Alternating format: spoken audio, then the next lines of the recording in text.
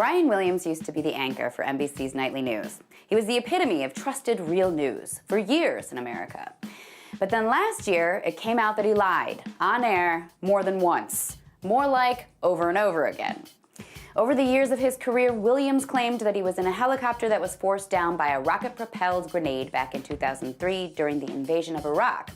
He liked to tell the story about how his news team almost died, and how a platoon from the U.S. Army infantry rescued them and kept them alive.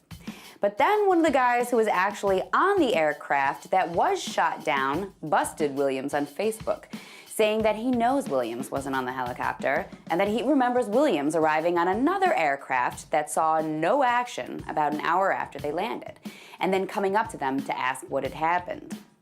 Then, once Williams was being questioned for telling fake stories on air, it was found out that he made up stuff that happened to him during Hurricane Katrina, too.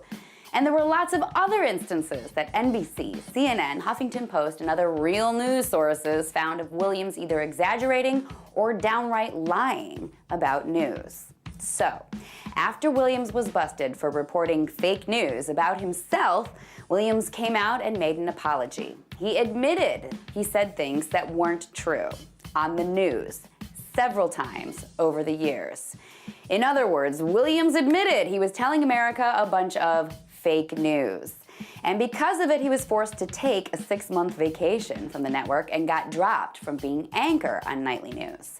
But now he's back on air on MSNBC, and amazingly, last week, he actually had the nerve to do a piece about the dangers of fake news. The guy that got in so much trouble for making up news on one of our most trusted mainstream news networks for years and years just went back on TV and said, fake news played a role in this election and continues to find a wide audience.